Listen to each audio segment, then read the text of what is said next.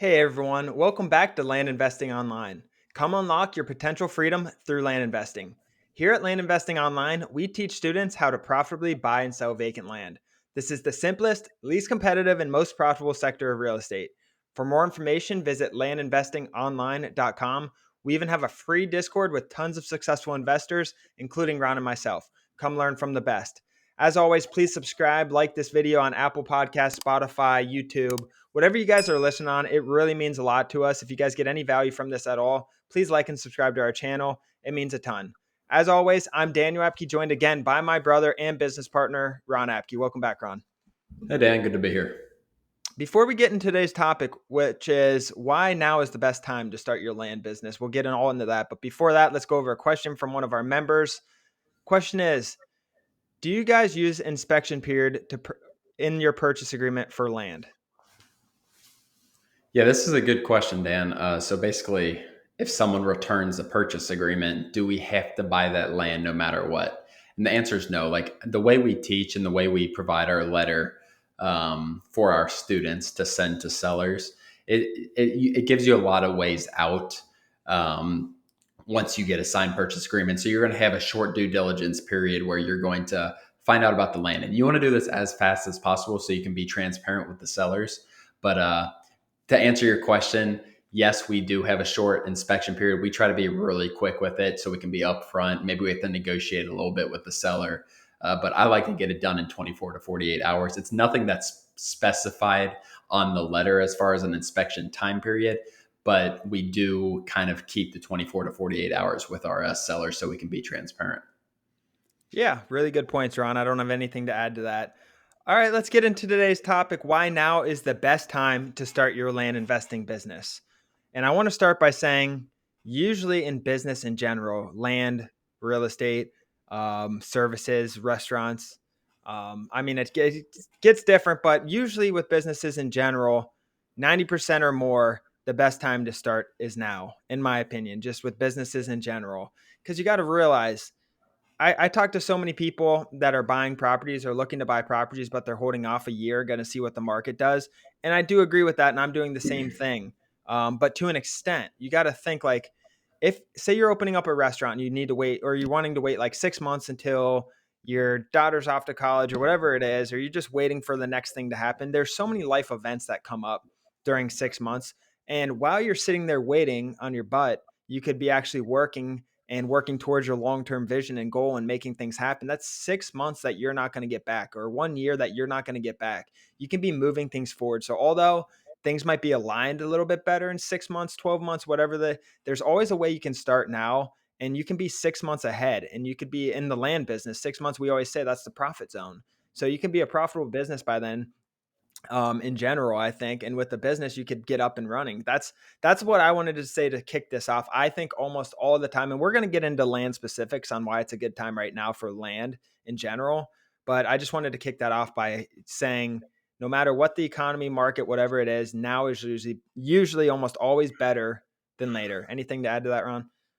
Yeah, I 100% agree. A lot of people there's always a reason for it not to be now, essentially, whether it's the market, which the market is changing, whether it's the market, whether it's something with family. It's just there's always a reason not to start your business and just keep that 9 to 5 job and be comfortable in that. But at the end of the day, like Dan said, like there's no time like now.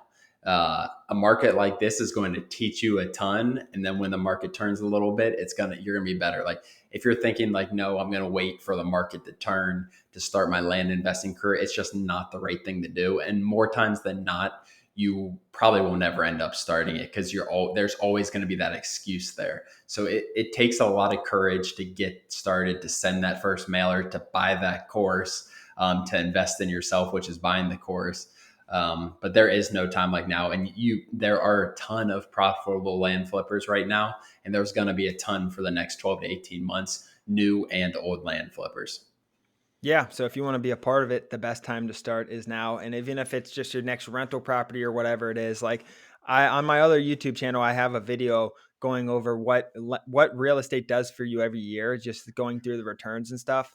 And like, say you bought a house now, you can still get stuff under market value. It's not like you can't get stuff under market value right now.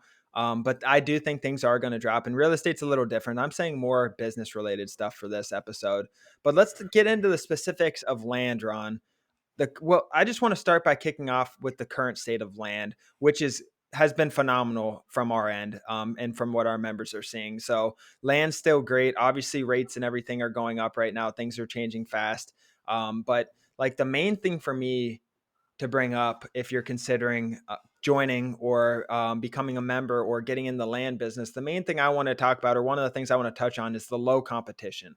Like everyone gets scared that there's other people doing it. Guys, you have to realize, yes, there's more competition now than there was 5 years ago, obviously, and the competition's rising because land investing is extremely profitable and people want, to become a part of that.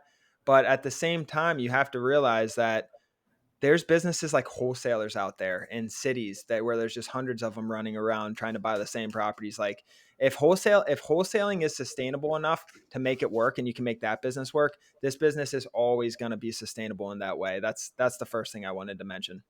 Yeah, that's a good point. And I see from new members, potential members, like when they ask that question early, like it makes me nervous for them, which is like, what happens if you mail the same place as someone else? Like, yeah, it's going to happen, guys. There's hundreds of people, maybe not hundreds, there's quite a few people doing this. There's not a lot of people sending volume of mail. And like Dan said, comparing it to houses, like there's no comparison in terms of competition with houses. Like there is very little competition in land relative to houses or relative to how big the land market is.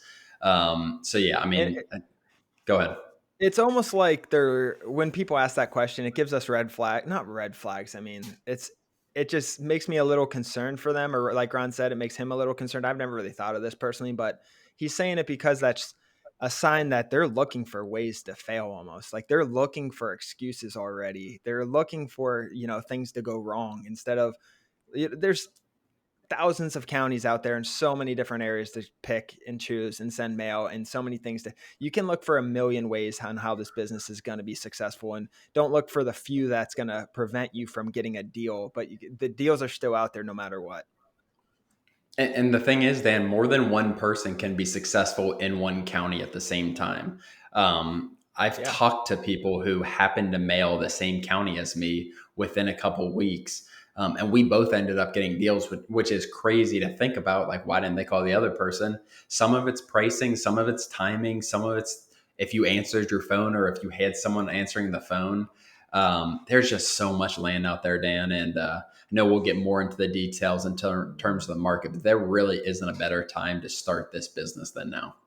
Yeah, I mean, you can have multiple. I mean, we hear the stories of people getting like 3, 4 letters in the same week and things like that. Those are oversaturated counties. Guys, that's why we always say get creative. Don't look at what Ron and I are doing. Don't look at what any other guys are doing. Look at your own markets. Come up with your own stuff. You're more likely to go in less competitive markets that way because there might be 10 people looking at Ron and I's counties or whatever that is, or whoever copying, and then you get a saturated market. That's honestly how it happens. There's so Yep. much room for mail out there. So don't worry about the competitiveness. If that's your concern, it's very low competition right now. And there's a lot of people wanting to sell land. And we've always talked about it. Who wanted to sell land 3 months ago, or who didn't want to sell land 3 months ago might want to sell land now. So if that market was already hit multiple times, we talk about remailing counties all the time. This works because you touch different people at different times. And there's so many different ways to acquire land, I think. And we're just starting to dabble in alternative marketing methods. Sending mail is the main one. But like you go around, I was driving through Florida. I was just in the on the east coast of Florida for the weekend, and I saw so many, different signs on "We buy land cash," things like that, and land for sale, and "We'll buy your land" signs. There's just a lot of different ways to market and buy land. It is very sustainable. We're just in the beginning phases. Like if there's 5 stages to the life of business cycles and wholesaling's at 5, we're probably at like 1.5 right now. We're very, very early on, I think. Exactly. And it's everything. It's like crypto and like everyone always they're just scared to start or invest and just you just got to get over that first hump. It's difficult, don't get me wrong. Like investing money into this business that you can't for sure 100% say is going to be successful is difficult. It's a big step for everyone really. So I completely understand that, but it's once you get past that hurdle and invest in yourself and really believe in the process, that's when great things will happen and you'll actually build a sustainable business. And you'll be, if you want to quit your 9 to 5, you'll have that opportunity if you really put the time and effort into this business. Yeah, and I've had probably I don't know, I need to count, but I've had a ton of different online businesses, drop shipping, Kindle, Amazon, blogging sites, um, multiple drop shipping stores, probably four, and there are three in total. And and then I have land obviously as well. And the reason I sold my other online businesses and liquidated them last year was because I saw the potential on this side and I saw what we were doing and I saw the sustainability. Like for me, long-term sustainability is a massive thing. And I don't want to diss drop shipping or anything. I was high ticket drop shipping and I sold a store, but I know two people right now who are looking to sell their stores and there's not a market for people buying them right now. And it's just because that sustainability, like these investors, as the markets get tighter, people are less willing to throw out cash in different areas. They look for what's sustainable and what's not sustainable. That's a huge, huge part of this business.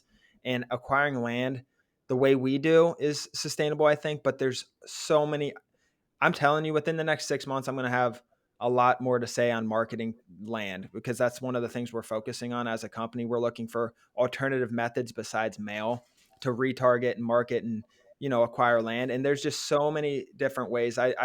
We're I think as a business model we're behind right now because it's so new in terms of technology and things. As a whole business, I think there's just a lot of other ways we can do it. But my whole point to this was it's been by far the easiest business model for me for me to start from scratch to get profitable and to make the kind of money. Like the upside in this business model has been by far the greatest out of any business I've done. And that's why I sold those businesses. And that's what I wanted to touch on as well.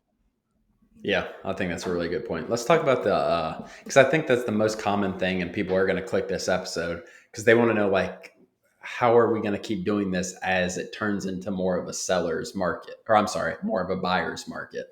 Yeah. So what are some strategies, or what are your, and we're talking about this a lot in our business and our company right now, with our employees, and just like as the market changes, we're really kind of, we look at it very deeply. I look at my local market a lot, and I know what the difference is from 3 months ago, and I can see what's on the market. I can see the pricing differences. I can see, and this is for mostly multifamily and just houses. I kind of look at just to get a feel, because that, I think it's gonna trickle down the land. But what are your kind of thoughts, Dan, going forward as our company? Like we can even talk about it like that going forward as the market flips a little bit. As the market flips, we're going to focus on banking relationships and deal funding partners because as the market flips, personally, I like to keep my cash and not use my own money on things. I like banks. I like leveraging money. So as the market flips, we're going to hold more money ourselves and buy different, get good deals on different apartment complexes, commercial properties, whatever that is. So our strategy is using other people's money a lot.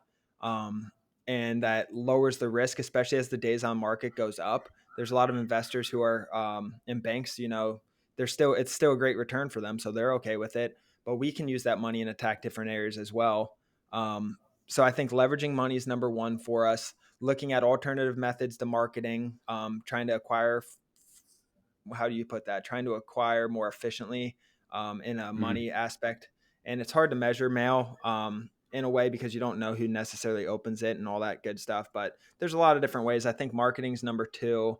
Um, but the main thing really is you have to focus on the sell side. Like things are going to get tighter. There's going to be less buyers on the market. I think focusing on the sell side, whether it's you use a realtor or you're putting these on YouTube and TikTok, you gotta find a way. And I spoke about this last week in a podcast. You got to find a way to get views and hits on your properties because it was easy to sell property these last 18 months. Very easy. You put them up, they get crushed on Zillow. Everyone's saving them, sharing them. Facebook, they're sharing with their friends. They get crushed. They get swallowed up right away. As the market gets tighter, there's less buyers. You got to get in front of the right people. And the only way you do that is by volume, getting the most touches. And I think you got to get unique with your marketing on the for sale side. Yeah, I 100% agree. I'm going to talk about it in a little different perspective as far as how we're going to acquire land. I think you need to make sure you're not overpaying for land. Like Dan said, things are going to sit on the market a little more. especially in slower areas. The cool off in the housing and the land, whatever, in the real estate industry is going to hit the slower markets first. So those markets that might have been selling in 60 days might be 6 months now, if you're priced at market rate. Those markets that were selling in 2, 3 days, a week, whatever, they're going to still be really hot. It might taper off a little bit, but we're going to have more sellers interested in selling their land. Like, I think that is a huge, huge piece. Our We bring a lot of value to these sellers in times like this. And I've talked about this quite a bit. We had a recession podcast, listen to it. Or I think How to Make Money in a Recession is what we called it, Dan. But you got to remember, like, people need money right now. Like, people are scared right now. Their investments. You have crypto people. We're not selling or we're not buying land from crypto people, but a lot of different investments are down and people are scared. So they're trying to liquidate assets, and it's very common with inflation and all this. Like, people need cash. They want cash. So our offer, and we need to over service these sellers, our offer can be really enticing for them. But make sure you're getting it cheap enough. There's going to be a lot of sellers out there.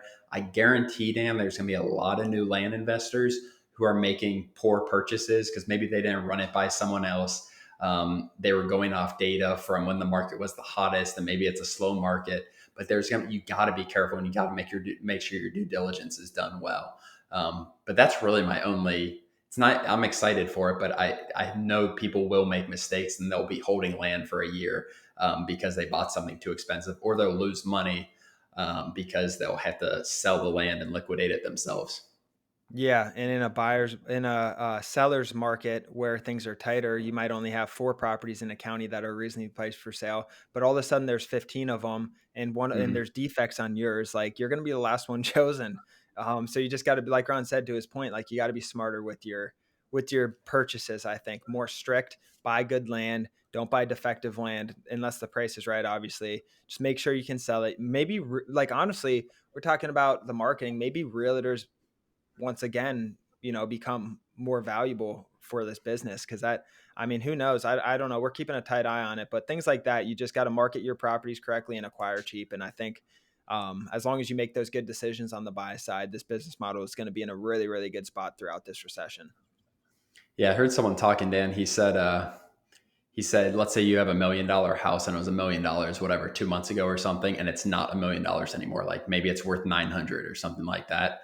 But everyone still wants to sell that house for $1 million, and all their competition is at $1 million, but no one's paying that because interest rates, because all this, because people just can't afford it.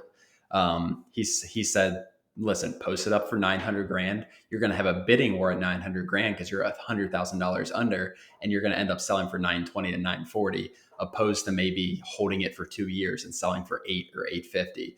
Because interest rates are not stopping as far as going up. Goldman Sachs said they think there's going to be 18 more rate hikes in the next 2 years alone.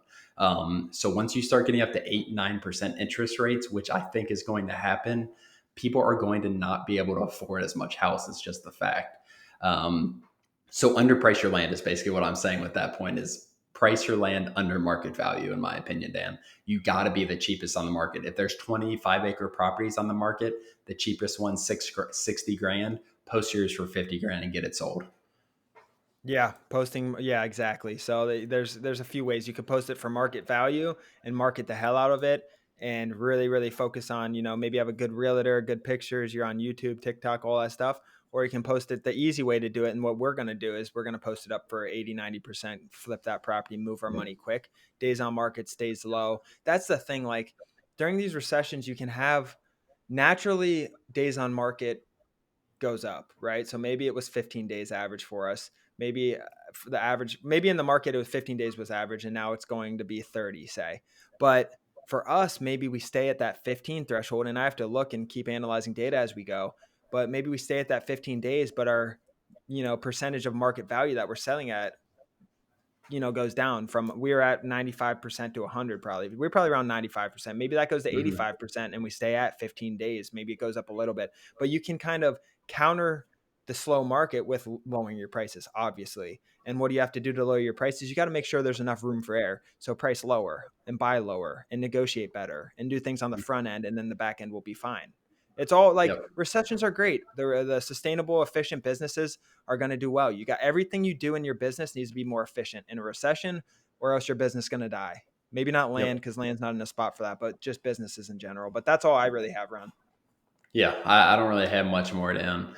I think this was pretty good. You just make sure you to end the thing, Dan, like right now is a great time to buy land, to invest in land, to invest in real estate. You need to buy smart. You can't just buy anything and make, I think that's what people were doing for the last 6, 12 months, Dan, just buying anything at any price. And these apartments that aren't cash flowing, like these people are in trouble and they're struggling. I mean, some people are going to get foreclosed because they just spent too much money, or they're going to be in negative cash flow and there's no appreciation right now like they expected. Right. But just make smart purchases, run things by us, run things in the Discord channel, potential purchases, and you'll be fine. We'll all get through this. It's going to be 18 to 24 months of just a little more of a buyer's market, which is great, honestly. Exactly. And to kind of go through and conclude this as well, the best time's always now to start a business, guys. If you don't have money and you're like, oh, I'm strapped with cash, start your education. We have a free Discord, landinvestingonline.com/Discord. Join our Discord, start educating yourself. So just get the education started if you don't have money. Whatever the excuses are you have in your head, realize those excuses are excuses and BS, and find a way to start now. If you want to do it, find a way to start now. It's always the best time in business. But thank you guys for joining. To get started and to unlock your potential freedom, visit landinvestingonline.com to join our free Discord where Ron and I are involved. Please like and subscribe our YouTube channel, Apple Podcasts, Spotify, whatever you guys are listening on. It means a ton to us and it drives this business forward. As always, we'll see you next episode, and thank you guys for joining. Thanks, guys.